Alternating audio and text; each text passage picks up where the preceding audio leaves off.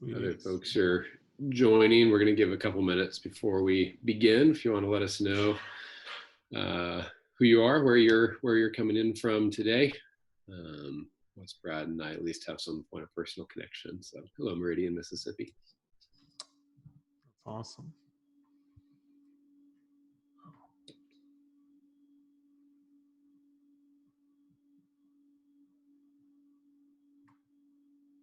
Sweet.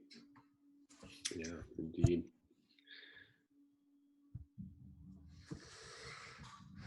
Hey, John. Hey, Rich. Are you going to, on Friday when everything's open in Texas, are you just going to go live a glorious life out there? Yes, we're going to live a glorious life, continuing to stay locked down.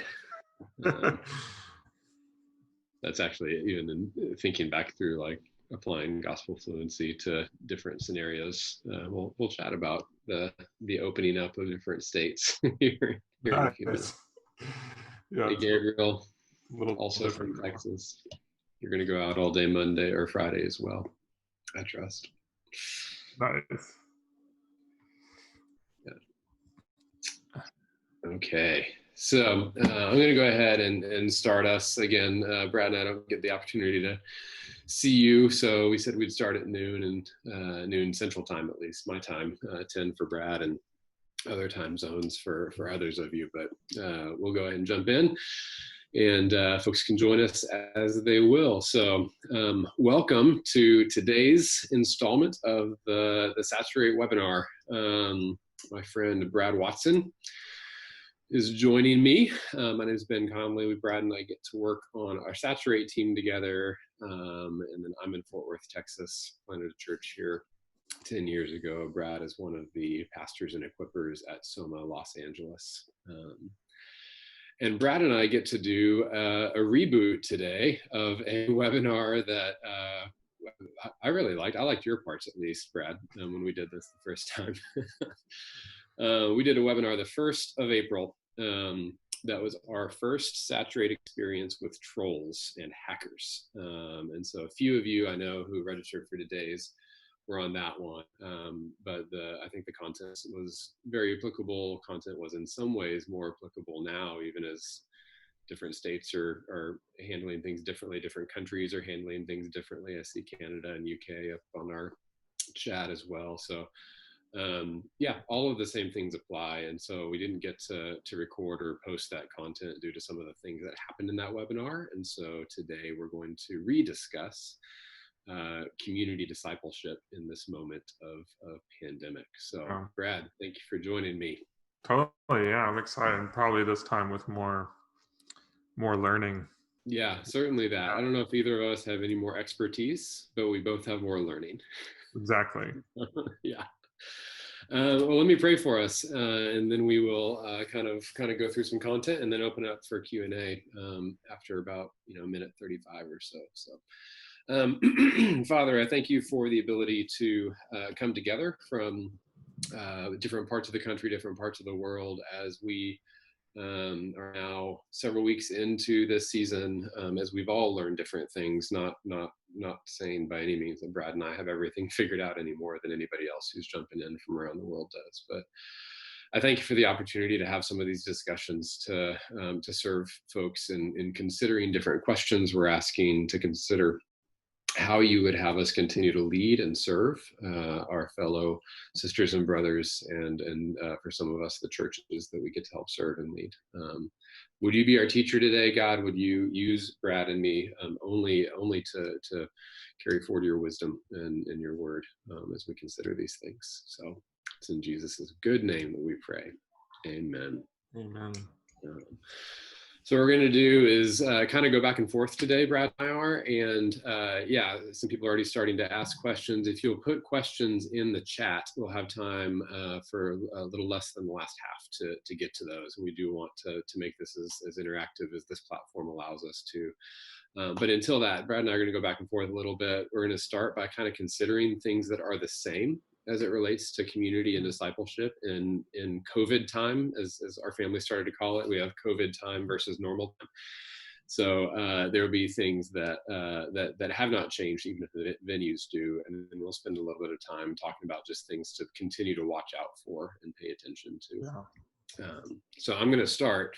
The biggest thing that does not change in COVID time from the rest of life is the gospel. The good news of Jesus's life, death, resurrection, ascension, and his promised return. The promises of God that are released through the scriptures that we can all look back on in our own lives, those things stay the same.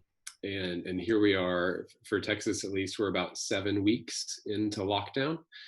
But we don't get to leave the truths of the gospel. We don't get to leave the truths of gospel fluency, which if you've tracked with Saturate and Soma for a while, you know that gospel fluency is what we love most. We love Jesus and applying the truth to all of life. We don't get to leave those truths that exist in normal time behind. Instead, we have the opportunity to see those truths that we've rehearsed and spoken into each other's lives and received from others as preparation for COVID time when things are hard. And so there's other things that don't change, but this is the most vital thing to remember, maybe even urgently to remember for ourselves and to help others remember that the good news of Jesus is still the same. I think we've seen a lot of kind of behavior modification in this season, just people saying, don't be anxious and don't fear. And even though those are, quoting half verses of scripture without the other half, they can be really unhelpful unless we give people the reason not to. And instead we get to rehearse, how does the gospel apply to isolation? How is Jesus still good news if we or someone we know gets sick? Or how does his promise of restoration and what we've seen in our lives apply to brokenness? And on we could go: chaos, anxiety, fear. For many of us, if we haven't asked the good question, is Jesus still better?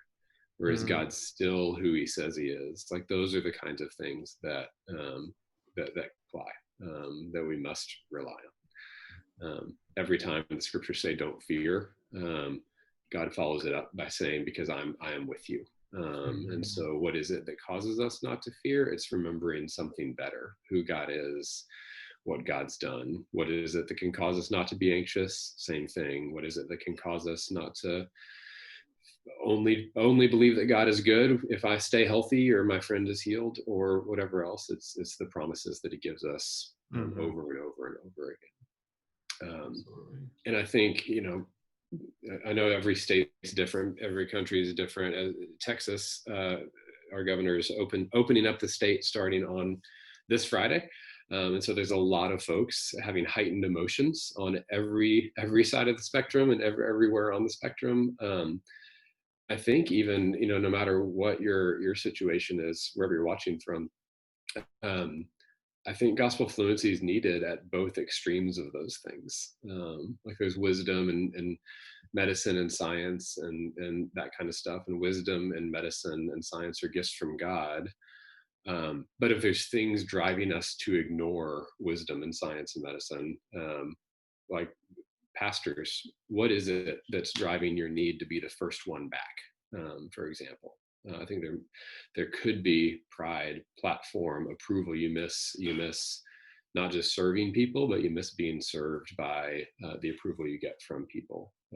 On the other end, if there's folks who never want to see another human again, it could be that fear is overriding wisdom. And so even in this change, 7 weeks in, as some places start to open up, for those who want to be the first and those who want to be the last back in, I think it's a moment where we can check our motives and gospel our hearts and each other's hearts and try to serve our people and shepherd our people well.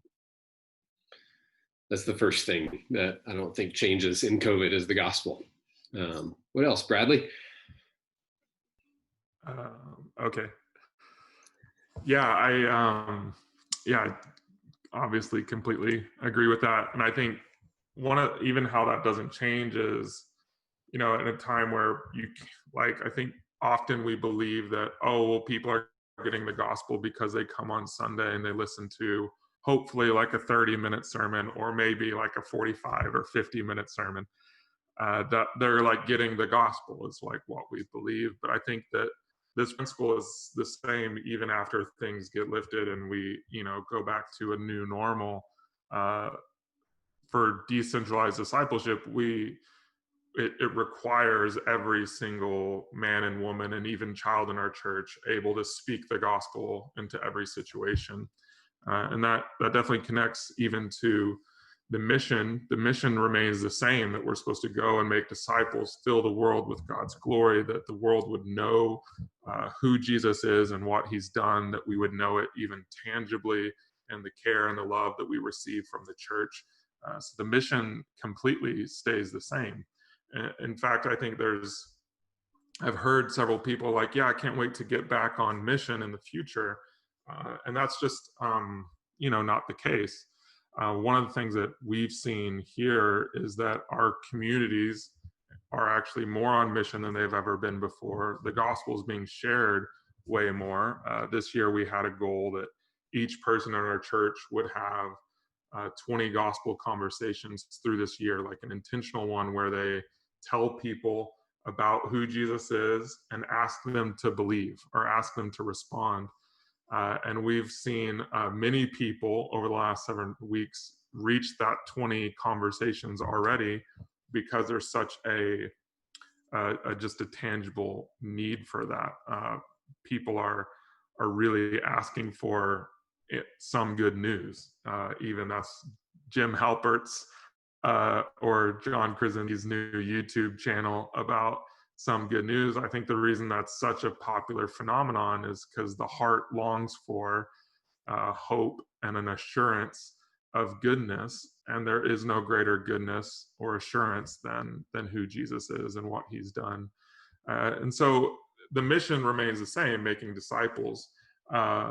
What becomes different, I think, is the manner in which we get to do that. We have to talk across fences or talk across streets. Even yesterday, I was walking our dog. One of our neighbors was out front, and she wanted to talk for a long time about what she described as her own personal demons that are being revealed to her in isolation. And just kind of, it's, one of the often ways these conversations happen, at least with me, is people are like, yeah, I bet you're trying to help a lot of people right now with their burdens. Yeah, how do you do that? I bet that's really neat. Some people need help with the burdens that they're carrying and the worries and the fears. And then it's like, oh yeah, well, what I tell people who are worried is this truth about Jesus, and that's really helpful.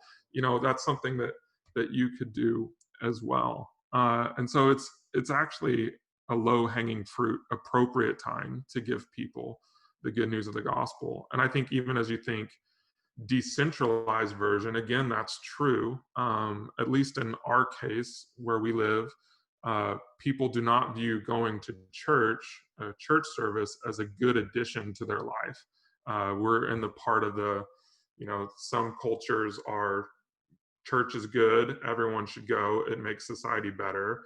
Some cultures are church is okay if you need that sort of thing, it's really good. Some cultures are church is really not worth it, but if you're into it, fine.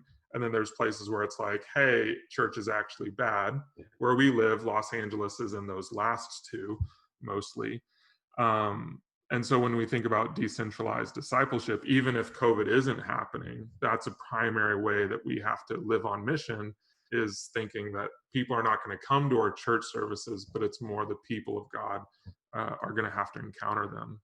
So there's tangible ways that it changes. I think if you're a leader, you're going to want to consider making like a menu of mission, maybe, of here's a guide, or here's options, here's some ideas on ways that you can care for the people around you. Here's 5 or 6 things. How about you as a family just choose one? And in that way, you're empowering people to try to live on mission, whether it's just responding to the neighborhood email saying, hey, we're here for you. Does anyone need any prayer? We'd love to pray for you. Whether it's creating care packages for people, whatever that might be.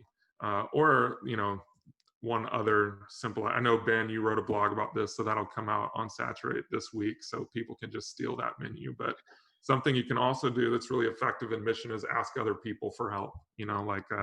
Something I've done is, ask neighbors, hey, I need a tool. I can't go to Home Depot and buy it. Do you have it? Can I borrow yours? And that becomes a really effective way for mission. So the mission stays the same. However, we need to equip each household to live out the mission a little bit more than we have before, maybe. Yeah.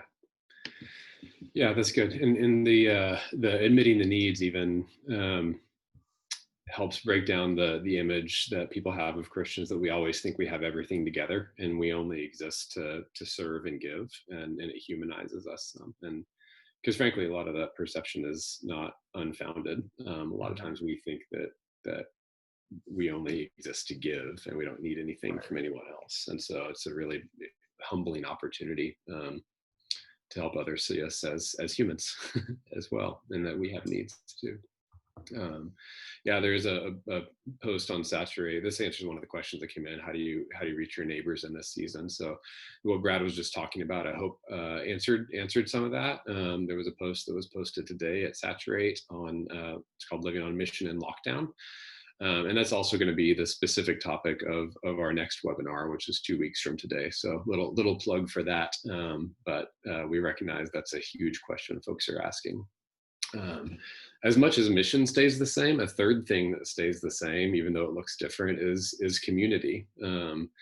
God still calls his people to be the church together. And in a time when we're in a mandated isolation or shelter in place, or Fort Worth has termed it y'all stay home, because we're a simple folk and we need to know exactly what we're supposed to do. And so as long as we're in a y'all stay home reality, the question is, does community still exist? And the answer is yes.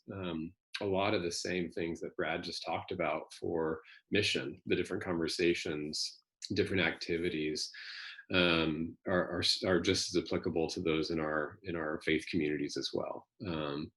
And there's a lot of ways to create community, even if the venue looks different. I think of a couple of the primary marks of community is that everyone is known and everyone is cared for. There's more than that, but it's not less than that. Everyone's known and everyone's cared for. And so this sense of kind of taking familial responsibility for one another, on a holistic nature, heart, soul, mind, and strength, we still have the opportunity to do that. I think our communities even tested how well do we know each other, how deep can we go with each other, when all we have is the ability to converse from a distance. Then we don't have anything else to rely on. We don't have any of the distractions we can turn to. I had a conversation the other day with a friend that, if we were in person, we would have talked about a lot of stuff. But in a little bit of a distance deal, we kind of ran out of things to talk about more quickly than I expected we would. And it was this kind of, I thought about it for a while afterwards. I was like, maybe I'm not as good of friends with that guy as I thought I was. And I keep thinking of another image. I keep trying to think of another image for this. I shared it on the first take of this webinar, but it's too embedded in my mind not to. But when Jess, my wife, and I were doing college ministry, we always knew if a dating couple would make it, if they could survive a study abroad. Like if one of them went to Washington, D.C. for the semester, or to Europe for a few weeks, or that kind of stuff. If they couldn't find enough things to talk about, when all they had was the phone, or this is before video chatting and that kind of stuff, if all they had was to be able to talk to each other and they could actually make it for a few weeks or months apart, then it was a pretty good indicator that we're going to stay together. Because again, if they were together, if you get bored, you watch a movie or do less savory things in your dating relationship or whatever else. There's always something to fill the time other than conversation. But I think distance can similarly be a time to kind of test how well do we know, how well do we care for one another. So a few tangibles in that, whether you're leading a community or a church or a group of churches, is everyone, you don't have to be the one to call everyone and make sure everyone is known and cared for, but is everyone in your church or your missional community or your small group or your class or whatever it is you're leading, is everybody checked in on? Everyone is yearning for that. Some folks get a lot of it, and others can kind of fall through the cracks. there's some other resources I think going up on Saturate in a series of blogs, kind of even giving you different questions to ask. People respond to different kinds of questions in different ways. How do you feel? Hit some folks. What are you thinking, or what are you experiencing, or how are you doing? What are you filling your time with, and this kind of stuff. There's all sorts of different types of questions, and people are motivated differently. So Proverbs tells us, the Proverbs tell us that a wise man can draw out the heart, and there's deep waters there. And so as we listen well, we can help care for folks. We can help them be known. And then just coming alongside folks, mourning when they're sad, and not even having to jump to like fix their sadness. I'm guilty of that. I don't know if anybody else is, but I think, Job's friends get a bad rap, but they were at their best when they just sat with Job for a few days and didn't say anything, and were just sad with their friend, laughing and pointing toward God as the giver of good gifts and people's celebrations, sharing burdens, sharing joys. Again, there's lots of common circumstances that are happening right now. They just feel more heightened. Our highs seem higher, and suffering and need seems bigger in this. And then I'll credit Brad. He and I were having a conversation a few weeks ago of just kind of the first time that folks were getting on Zoom and doing missional community meetings in a digital manner and this kind of stuff. And for me, I've done a lot of Zoom meetings over the years, and kind of the automatic introduction is, hey, welcome, everybody mute yourselves. And he said that in their digital meetings, oftentimes they'll say, don't mute yourselves. If you're sitting in a circle, you'd talk over each other every now and then. And sometimes it's just good. This is what made it stand out. Sometimes it's just good to hear each other laugh. And if you're always muted until you have something to say, then you miss out on some of that. And so community in some ways is similar to what Brad said on mission. The concept is true, and there's creative ways to carry it out. It just looks a little bit different and more creatively. Yeah. And even I hope that there's some lasting, I hope there's a lot of lasting benefits from this, but one of them is, we've asked each of our MC leaders to, something that's normal is we ask our MC leaders to pray for everyone in their group each week. We've just basically added text or call each person each week as well. And even kind of stressed, even to your point, people respond differently. The group text of hey, how's everyone doing? Is usually not as effective as the one-on-one, I was thinking about you today. How's it going? How's your job? How's dealing with your kids? Something specific really draws out the heart even more. Community stays the same. We still rely on each other. Last thing that stays the same but looks a little different is leadership, which is kind of what I was just touching on. It requires more phone calls, more focused time, more time trusting that the Spirit's working when you can't see what's happening, which I think is a phenomenal exercise for us, especially if you're someone who struggles or believes the only way that people are going to be cared for or grow up is if I am with them and I see it happen myself. But this is a time, even leading communities, where you have to trust in the cave, in the darkness, in the isolation, God's actually transforming their souls. And one of the things to even push back on is, I think there's this idea that being alone equals badness. However, we see through the scriptures that in the desert or in the isolation, God actually transforms a ton of people. You can go, all the way to Moses, or even go before that and go to Jacob, Joseph, Moses, David. All these people formed and shaped in isolation, all the way to even Jesus himself. So it's not a bad thing. And so as a leader, to just kind of trust, these people are alone with their thoughts a little bit more. They are alone with just Jesus himself. The other thing on leadership is, I think if you're a leader of leaders, leading communities or in charge of missional communities or a church pastor, something to think through is that leadership development has to stay at the forefront. and we think through holistically, head, heart, hands. Like, how does this person want to grow with their mind, giving their mind to God in love and to the community of the mind? How are they giving their heart and their emotions, their feelings? How are they growing in that? And then their hands, how are they growing practically with the gifts that God has given them? And so it's I don't know if there's a better time to say, hey, we're going to make sure every leader in our church has a leadership development plan, and we're going to actually meet and move those things forward. I think it's an incredible time to even seize the day of how do we help these leaders become better, so that maybe when restrictions are lifted in some different ways, these leaders are able to lead in a way that they've never been able to lead before. And just one, we're going to transition now, I think, into things to watch out for, but something I've been thinking about a lot the last couple of weeks is Acts chapter 19, where Paul is in Ephesus, and he goes to the synagogues, they kick him out, and then in Acts 19, second part of verse 9, he says, so Paul left them, the synagogues, and he took disciples with him, and they discussed daily in the lecture hall of Tyrannus. And this went on for 2 years. So for 2 years, he invested in these disciples.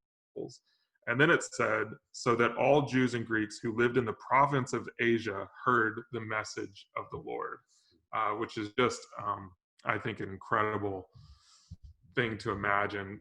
Through this leadership development that he was doing and the reproduction of it over a 2-year period, it comes to the point where Luke at least writes, everyone in this whole area, 14 million people, scholars imagine, heard the message about Jesus. And so, man, there's never a better time than now. And it doesn't matter if there's a pandemic or not. There's not a better time than now than to invest in leaders in that way. And I wonder if this season where we're not running programs on the weekends, whether you're a large church or a small church, if we don't see a bunch of free time to do that, both with our volunteers, with our MC leaders, with ourselves as pastors and leaders. So there's my plug for that. Yeah, absolutely. And it starts to get into even some of the questions that are coming in as far as how to involve people in community and that kind of stuff. So we'll come back to those in a little bit, and keep asking questions. Brad and I want to know what you're thinking and what you're experiencing as well. So, but yeah, Brad mentioned kind of a little bit of a pivot. And if those are 4 things that stay the same, even if they look different, the gospel, mission, community, leadership, those are all, kind of irreducible minimums. And they can and will look different in different seasons, and they have to look different in some ways right now, but it doesn't mean they get to go away. At the same time, over the last several weeks, we've started to see some things to watch for, and us both kind of watch out for, and also just to pay attention to, kind of internal and external things. So we want to pay attention to those as we think of things to watch for in community and in our church's discipleship and our own discipleship. So Brad, why don't you lead this one off? Yeah, I think one thing to watch out for is balancing the kingdom advancing in us and then the kingdom advancing through us. What I mean by that is there's just always this push-pull of, man, God, do something in me, like I was talking about with the isolation, and then also I want to do something in the world and want the kingdom to work through me. And I think that we can just go back and forth on those things as the main thing.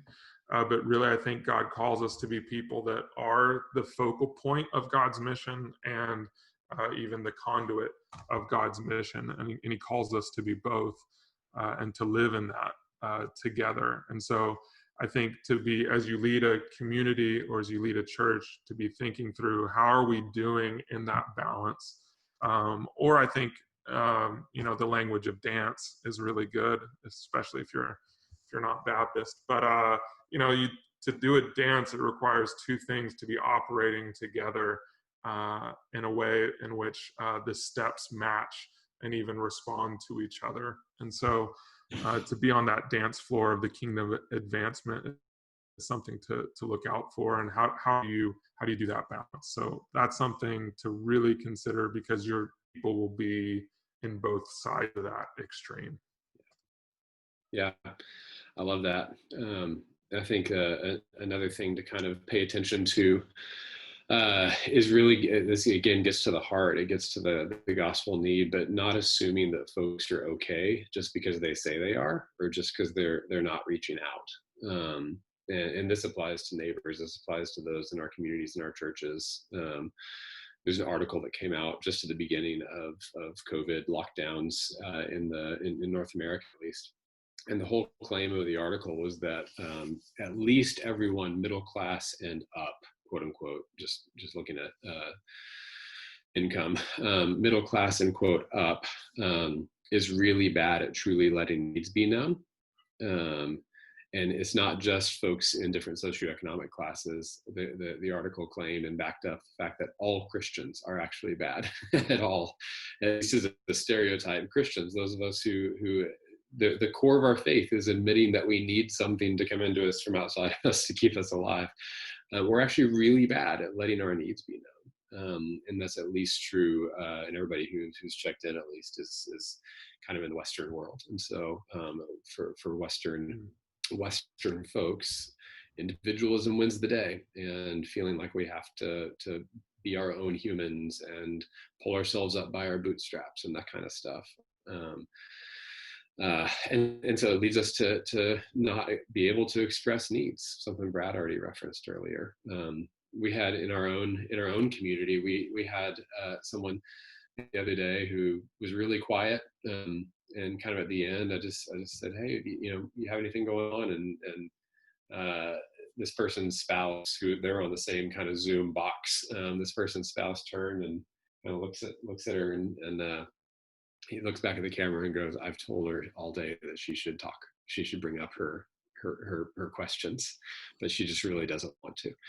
And then we just got to lovingly hear and share and express that it's okay. And what's really beautiful is she's a small business owner. And so she's wrestling, but she had a group of Christians cover 2 months of her employees' salaries. And so it's not just bad things that we like to keep hidden from each other. There's just even an embarrassment when good things happen. And so there's so many things going on underneath the surface. And so ours again is to draw out the heart, for leaders, for anyone really interacting with both a believer and a non-believer. Paul in Colossians 4, I think it is, talks about asking his Colossian friends to pray for him that God might open doors to speak the mystery of faith. And I think there's something really beautiful for us. Like, what if we went into every conversation with a believer or non-believer going, God, would you give me some insight? Would you open a door? And then would you give me boldness to walk through that door and to trust that the Spirit's going to give me the right words or the right questions? But let's guard against isolation. Let's make sure that folks are known, even if they are actively trying not to be known, and then speak truth and speak true hope into people's lives. Again, there's no shortage of other things telling us to put our hope in it or them during this season, whether politicians or scientists, medical professionals, or tests that then we run out of, or masks then we run out of, or states opening and hoping the economy is going to be great on Friday when a lot of this is going to stay home and hide, and the economy is not going to be great on Friday. That's Texas. There's a lot of other things that are asking us to put our hope in them that are going to be false and fading. And so let's not assume that everyone's okay. Let's try to draw the heart. So good. Yeah, the other thing to kind of watch out for is, I think, just streaming fatigue is what I would call it now. Content fatigue, to some extent Zoom fatigue as well. I think it's, to that point about leadership, nothing's happening unless I see it or unless I'm putting something out there. I think the way you can see that that's happening is when people's eyes are glazing over, or when you look at the statistics on your daily devotional and it's like people have not watched past 5 seconds in several weeks, because they're just inundated with content. And so I think there's a couple sides to that. One is to encourage people to not spend their days on a screen after their work days. Like a lot of people have to work screen, but that's pretty normal anyway. I think some of the fatigue comes from the kids are down now, I'm going to watch screen, or I don't have kids and I don't have a job right now, I'm just going to watch a screen all day.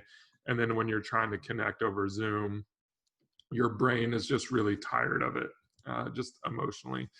I think that the other thing to just watch out for is, that constant production of content that's content over relationship, and that just doesn't typically work. One of the things that we're seeing a ton of is people not wanting to stream stuff, and I know that's true.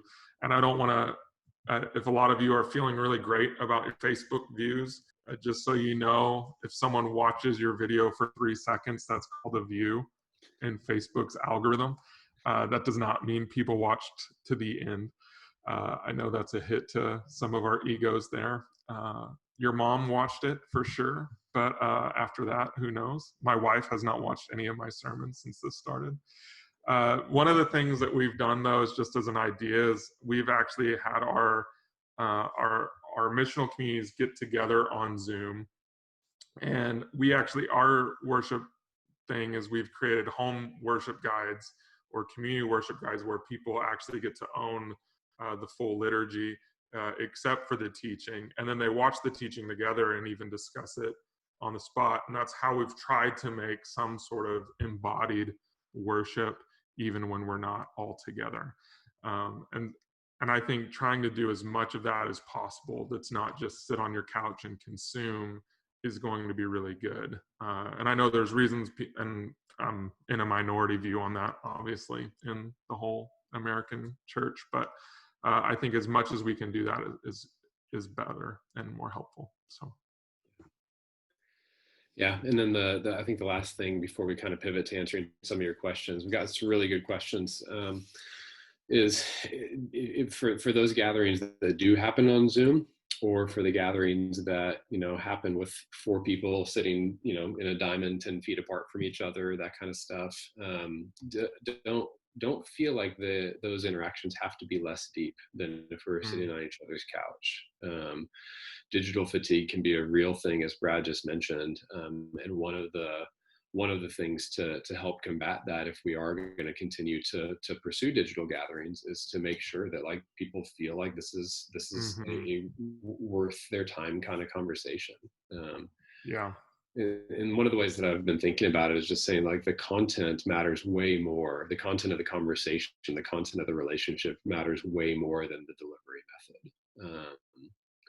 And so on one hand, as much as, my eyes can be blurry and I can have a headache at the end of some days, this is still a gift that we didn't have, a few years ago, even, to be able to access each other like this. And so let's be grateful for the gift and not squander it. I may be just speaking to my own soul in that, because there's some days where I'm just like, man, I'm just done with the staring at screens. And then at the same time, let's operate as if folks are kind of in our living room. Let's be the more natural we are as we engage folks, and the more that we care for their souls and that kind of stuff. Even if we get to kind of make a joke about having to sit so far apart, it can just kind of ease the tension. Or if we acknowledge the frozen face of somebody in a really just fantastic pose with their mouth gaping open or something like that. I could have a little bit of fun with it. Just like you kind of poke fun at folks if they were sitting in your living room. It's great when discipleship can happen, or at least Brad makes fun of me when I was in his living room that time. It's great if discipleship can happen in person, but that's by no means the only venue for discipleship to happen. And as Brad and I mentioned a couple weeks ago, the whole New Testament is a collection of letters through which Paul helped with the spiritual formation of churches and pastors and Christian sisters and brothers that he hadn't gotten to see for weeks or months even. And so we can make good use of whatever technology is available and still continue the one another commands. Even if it is over Zoom, we don't have to expect a less deep version of whatever conversation. Mm. Um, so that's going to kind of end our things that we had kind of prepared to talk about. There's plenty more things to watch out for. There's plenty more things that don't change. But we want to kind of turn to some of your questions. There's a lot of really good questions. I can promise we're not going to have time to get to all of them, but we have a Saturate community that's on Facebook. I don't know if Sunny, who's hosting this, can maybe post a link to the Saturate community on Facebook, and we can continue the conversation there. And again, Brad and I are not the only folks wrestling through this, so you can share your ideas and thoughts there as well. So Brad, it seems like a lot of the questions that are coming in are kind of right now realities and then reentry realities. And so maybe start with this. Are there creative ways you know of for people to stay connected to the church if they're kind of more off grid? No access Yeah. to internet, cell covers, that kind of stuff. Yeah, I think that's really great. Yeah, I think so. Even to the Zoom fatigue question too, even if people that are on the grid, Yeah. we've highly encouraged people to like take things to each other's houses, drop them off. Our community has a whole baked goods chain that's real great. So it's like making bread, dropping it off on your porch, talking from the sidewalk, those sorts of things that are all within the bounds of what's allowed by our government. And I think that remains the same. Even our children have written letters. We've written letters to other people that live in our same city, and there's a embodiment that happens there. So even people that are off the grid, hopefully that doesn't mean they don't have a telephone line. I'm assuming that it doesn't. In which case, old-fashioned phone calls are really great, even way more than text, and that applies for people that are even on the grid. Giving a comment on an Instagram photo is not the same thing as giving a phone call to someone. And that's not to say that we should be on the phone all day, every day, but I think you could just have a list of people to call and check in on them. And we do in our church have people that do not have the abilities or the connections that other people do. One of our churches here in Los Angeles reaches a large portion of the homeless population. And so one of the things that those communities have even done is try to support the people in the homeless community that are members of their communities with helping them pay their internet or their AT&T bills, their phone bills, so they still have 5G, so they can watch the YouTube sermons, they can log in to the prayer times, those sorts of things, to give people access. I know that's something that I've heard many other people have done with people that are poor or disconnected or just older, getting people a simple smartphone, and just as a church saying, we're going to pay for this right now that has 5G access, and this person will be able to get on and do it. I know that all of that's super, super helpful. Yeah, that's great. There's even, and it goes beyond just the church connection too. There's a family on our street who received an extra, someone kind of gave them an old, not super old, but a laptop they weren't using. And they were able to use that device. They have several kids and wouldn't have been able to afford it on their own. And they were able to go and their kids able to do school. 3 or 4 kids are able to do the online class check-ins and that kind of stuff. And so it's helpful to keep folks connected. It's also just a massive way to bless and serve those who otherwise wouldn't be able to be mentioned or to be connected. Related to that, I think Brad tackled some of the ways, but someone asked about creative ways to check in on people. I think all the ways that Brad just talked about, from group texts to group apps and phone calls, and there's not a plethora of brand new ways, but if anything, I think I would just echo what he said and kind of going back to old ways, that phone calls, and especially for someone who doesn't have a ton of human connection, a phone call will mean the absolute world to them. And if Mm-hmm. they consistently don't answer, or if they don't have a phone line, which some people don't, being able to go and stand on their porch and speak to each other through a glass door and that kind of stuff, is there a little bit of risk involved potentially there? But if you're staying wise and, separate and the door Mm-hmm. staying closed and that kind of stuff, only in the last, 50, 40 years have kind of pastoral house visits not been a regular activity for every pastor, or every church leader. So there's ways to do that. Again, stay wise, all the different cautions and that sort of thing. But we have some folks in our church who went and visited his aging dad in the nursing home, and they took lawn chairs and sat outside his window and got to talk with him for 45 minutes through a window just barely cracked open, and it made his week, that he got to have visitors, because in his care facility he's not. Related. Oh, go ahead, Brett. I was Yep. just going to say this one question from Joshua Quinlan about people on opposing sides of like, this is a really, big deal. I'm going to isolate. I'm never seeing you guys again. And then I'm rebelling against the government people. That tension, I would imagine exists in every community because it exists in every one of our communities. So I'm just going to assume it's true for everybody. Yeah, absolutely. Where you have those, and I would say that that's even a great point of there's a lot of practical things to do there, healthy wise, but healthy leadership wise. But one of the big things to do is both of those people need to hear the gospel applied to those things. So you see in almost every New Testament writer confronts the reality that we have to submit to the authorities that God has given us. Mm-hmm. And so and they always are attaching that to the way that we submit to the authority of Jesus himself.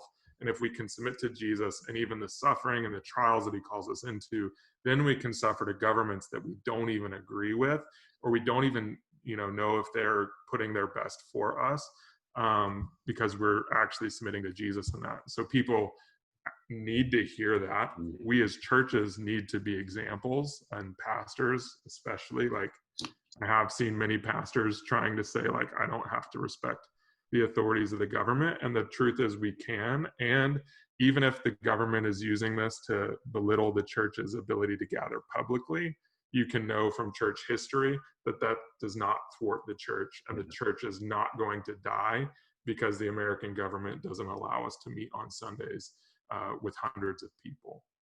Yeah. Then to the other side of the person living in fear, there's a truth that we get to speak to them, that when Jesus says don't be anxious or don't have fear, he's attaching it to the fact that you're already blessed with every spiritual blessing, and nothing could ever take away that inheritance that you have in heaven. The gift of resurrection has been given to you, so you don't have to be a person who lives in fear, because to be a person that lives in wisdom. And I think that both of those need to hear that, because to live rebelliously, or to live, I don't even know if it's like healthy, or I think it's hard to decide what's healthy fear or not healthy fear, but to live in being controlled by fear is what they need to be set free from. So that's my take on it. And then just as a church, I think you have to make the directions that you give to your MCs and your leaders and all of your official things should follow the government. Yeah, and that answers another question as well. What do you say to the families meeting in each other's homes just because they're biblical, not just, but because of their biblical conviction not to forsake the gathering? It's a good conviction, but at the same time, what Brad just said still applies, that we have authorities and we're called to submit to them and that kind of stuff. And so, is it going to be dicier over the next couple of weeks as different government entities continue to disagree and that kind of stuff? Yeah, probably. But I think playing out like, okay, you have this conviction, but what do you do about this other conviction and this kind of thing? So I think there's ways to do it. If they've been completely isolated outside of their two families meeting together for the last month, and there are some places where that's allowable and permissible. And again, just speaking wisdom and grace. And I think a lot of the where we land questions, remind me in some ways of the Romans 14 of, some people consider one day more holy than others, and some people consider meat okay and others don't. And Paul just calls us to walk with grace toward those with different convictions, just making sure their convictions don't cross the line into being biblically disobedient or sinful, or in that same passage causing other people to stumble or that kind of stuff. And so a mixture of wisdom and grace. There's a few questions on starting new communities and turning communities toward mission during this season. Yeah, I know several churches who, for their folks who either are not, they're connected somehow to the church, but are not connected to a missional community, or they've started to become involved with the church, whether they're believers or not, through Sunday gatherings or through at-home liturgies or other means. I know several churches that have just kind of made some of the follow-up to that. Hey, we're gonna have one of our leaders or a couple of our leaders online Thursday at 6 p.m. and Tuesday at 7 p.m. and here's the link. Watch out for trolls, but posting publicly accessible abilities to gather to gather new folks into community.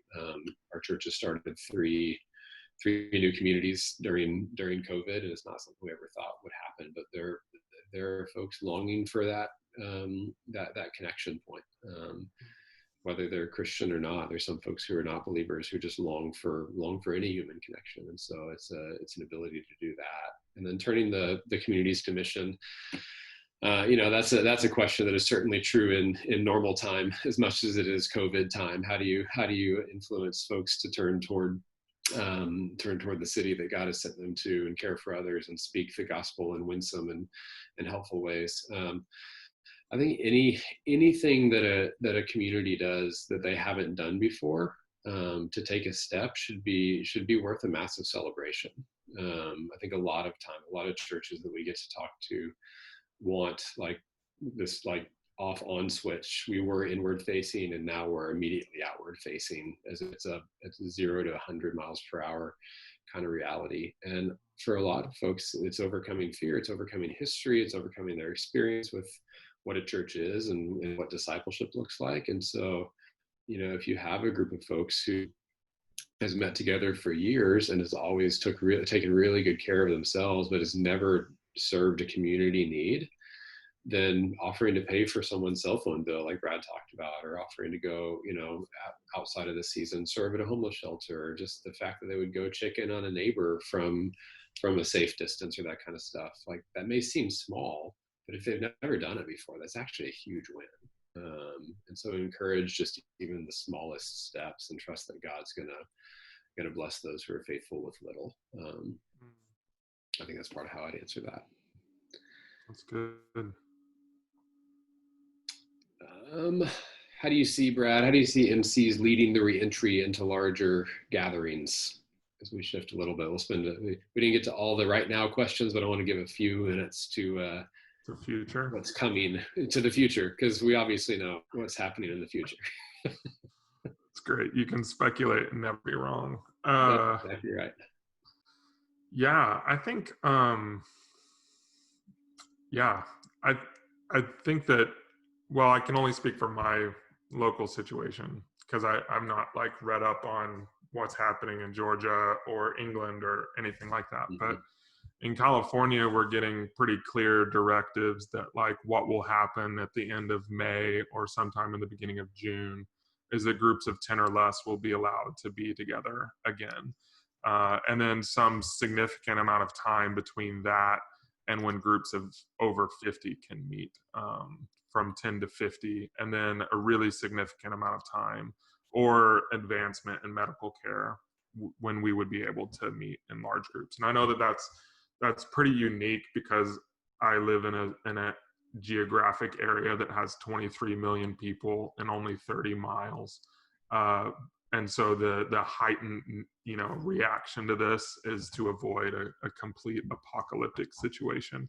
And that's not true for everybody, obviously. But I think the reentry is going to be people can physically be together. This is pretty awesome. One of the things that we've thought about is our MCs beginning to meet twice a week. Well, basically they already are, because we do a our MCs do a worship time together now over Zoom, and then a worship time, or then their normal MC meal later in the week.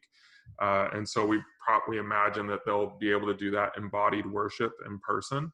And we've thought through either doing the stream still of our sermons, or having a Zoom call on Tuesdays each week where we say as elders, hey, this is what this passage is about. These are the key points to teach it. You can do this as a leader. You can lead people through thinking about this passage and getting to these points, or you can watch the video, whatever you want to do to be embodied. And then imagine, like, after that, we'll be able to gather again together. Some of the unique things that we also face is where we meet is no longer an option for us, and likely not to be an option for us in the future. So we have to find a new place to rent altogether, find a place that's willing for us to rent altogether. And so even the practical things for us is we'll probably even meet in some of our larger homes after we're able to meet in that 10 to 50. We'll probably meet in a couple homes around the city and do corporate worship that way. I think that MCs will likely be a main point of reentry for everyone. I know that, I do know that in Texas, starting this Sunday, as long as you're 2 seats apart or something like that, you can come to a worship service. So that might not apply for all of those people. This is just speculating now, but I'm really fascinated to see what happens with the consumer mindset of the church in America, where we've been given the easiest way to consume our religious activities over the last 8 weeks. Like, you don't have to get dressed. You can really sit on your couch and you can just watch this stream. I think that, singles are still going to be like blazing the trail to find their Christian man or Christian woman, and you can only do that in person or on christianmingles.com. But I think for a lot of people who are just like, wow, I just got to sit here and consume this the same way I consume football on Sundays. Like, why would I do this any different for the most part? And so I'm really fascinated to see how that translates over the course of the next several months or weeks. Yeah, and we've talked about this. This gets into a couple of questions. What do we hope the church learns? And I'm sure everybody on this webinar would have different things we hope the church learns. But I think it's a moment to echo what Brad just said of seeing the extremes. We're going to see the extremes happen within Christianity. And Brad and I have talked about this. He's posted it on the Twitters. But I think we'll see folks go find the best consumer product coming out of this. They'll find the best online campuses and that kind of stuff. And I was talking to a church leader in Canada yesterday whose church has seen folks zoom in from there to live services from 120 some odd different countries, and they do a really amazing job. And so I think we'll see people go pursue that. Again, there's fine reasons for doing that during this unique season. And God, would you let a lot of those folks, for the first time ever, have Googled online church service, and would they have heard truth of the gospel? But I think we'll see I think we'll see that as a continuing trend, to Brad's point. And then I think, and what we're both excited about, is seeing the opposite play out as well. Of we'll see folks go like, oh, during this season, I was equipped by my church leaders to lead out in discipleship in my home or with 2 or 3 neighbors even. I never knew I could do that. And I have something to contribute. And if that's true during COVID time, could I still have something to contribute when we go back into normal time as well? And so I think we'll see a rising up of the priesthood of all believers, an old kind of Reformation phrase, that a lot of ministry will move forward in smaller groupings.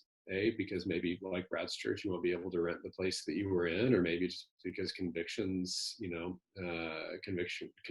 change, and we go, hey, it's where 20, 30, 50 of us can be together. We can actually know each other deeply. We can share a mission field more specifically.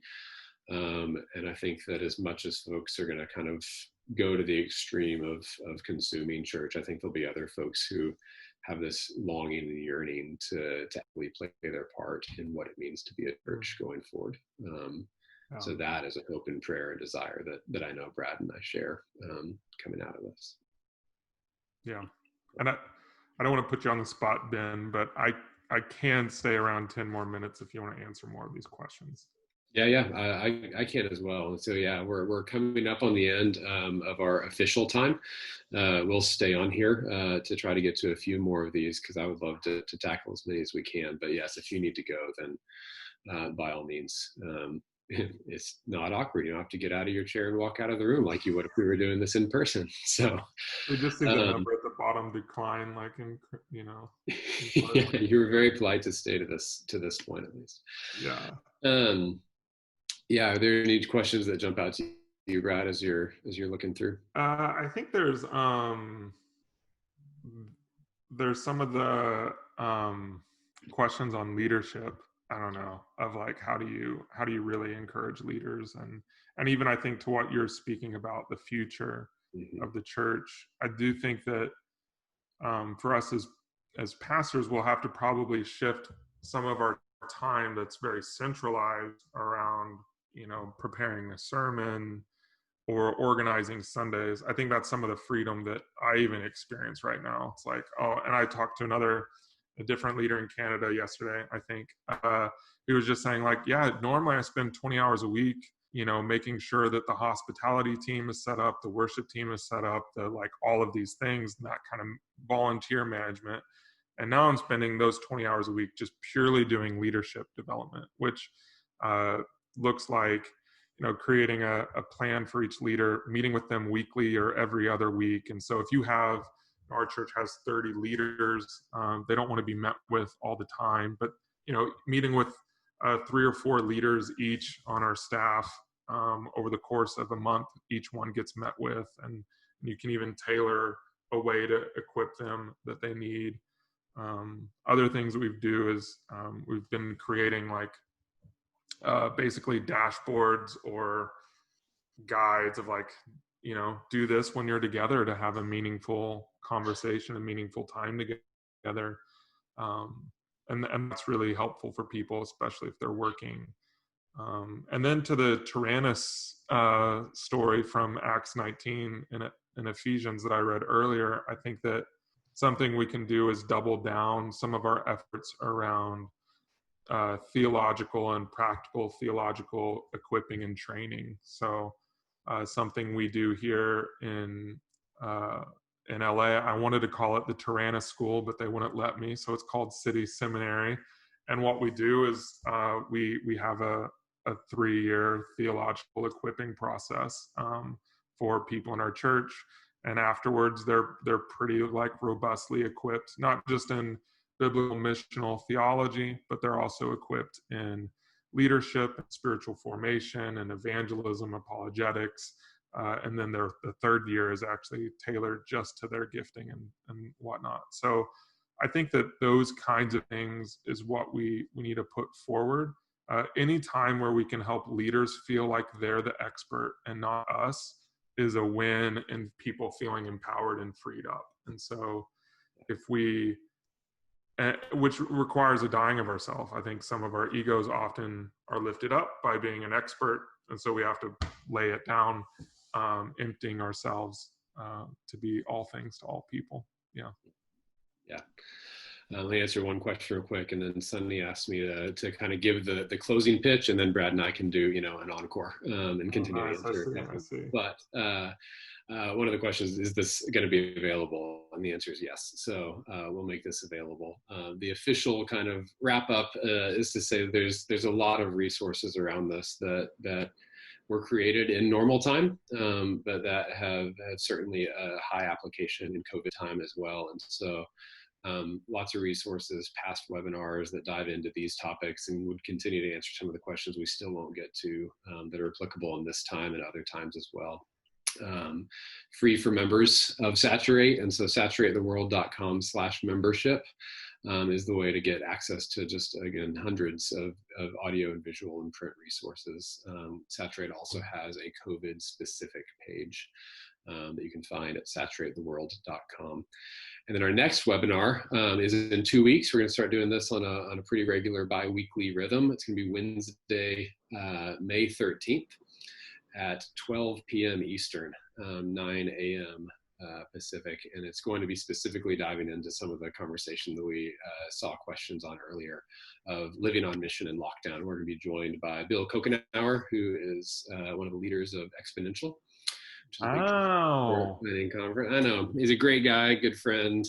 He's also involved in a church in Tampa called the Underground that has been leading out in mission really well, both before this season and in this season. So we'll send you a link to that.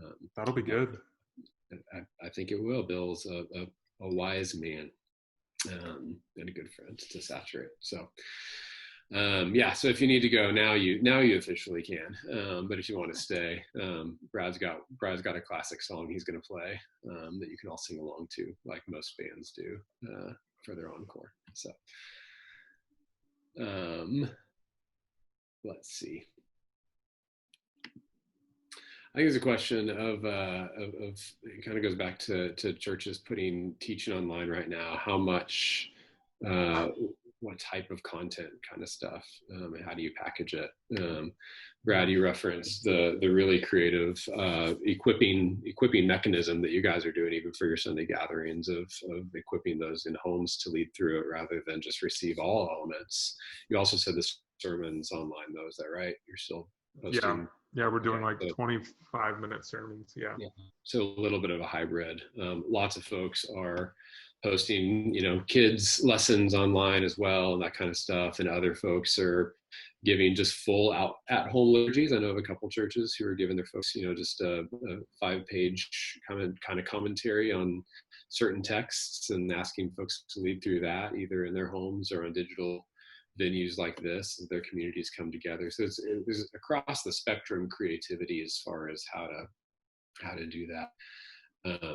The question is like, what's the perspective on how much and what type of content? And man, I don't know if there's one answer to that. I think a theme though of the content is the more that we can do to equip our folks to be the church, the better. And so the more we can do, Brad already said, to help other folks feel like that they're not just the recipients, but they have an active place to play in the kingdom of God. The better we're serving them, the better we're fulfilling our commitment to equip the saint for the work of ministry, which is not opposed to leading out in the teaching of the church. It's actually kind of one and the same. We're teaching them from the scriptures how to know the scriptures for themselves and how to lead others in that kind of stuff. So I don't know if there's any more specifics that you would say, Brad, but a general theme is anything we put online, let's try to make sure it's serving the church. Essentialism, let's not put stuff online, hours of content a day, hoping people will come in. What's going to best serve the church and serve the equipping of our leaders?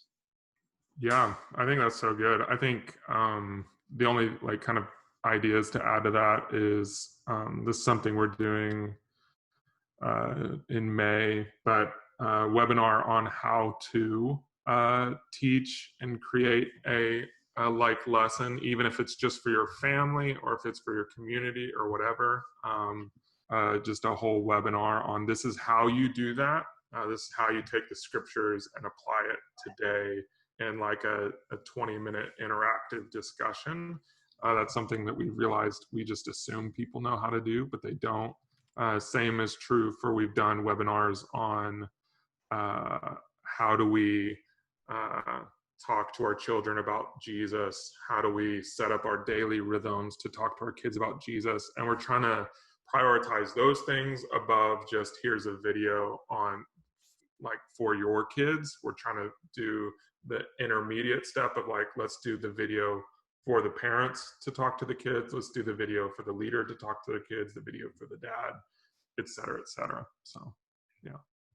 Are those webinars you're talking about hosting with Soma LA, or is that something that? That's just for us. Yeah. Sorry, that's confusing. Sorry. The we was for Soma LA.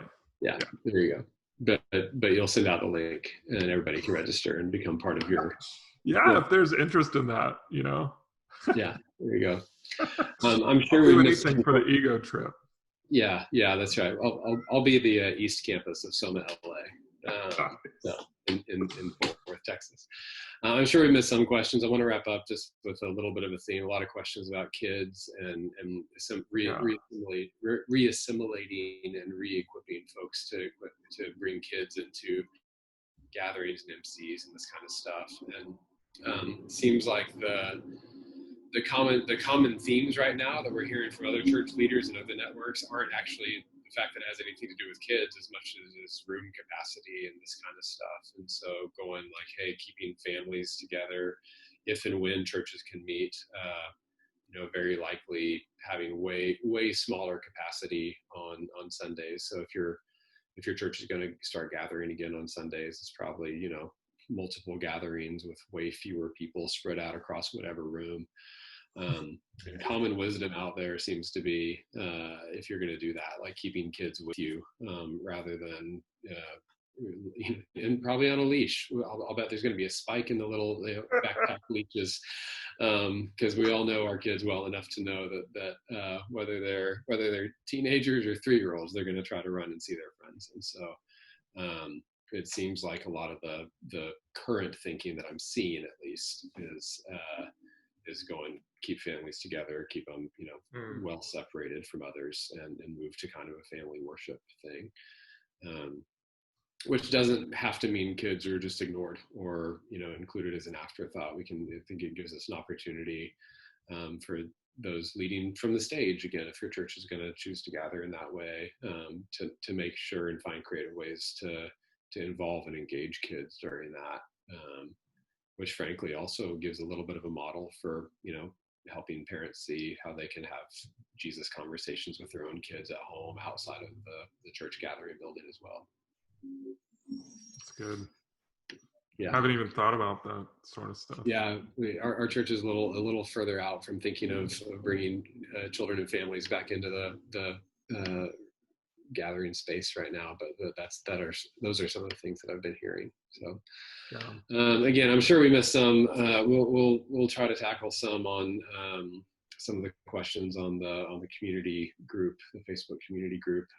But yeah, for those who have stuck around for the after party here, thank you, and thanks for really good questions, and thanks for engaging this. Bradley, thank you for your time today. You're welcome.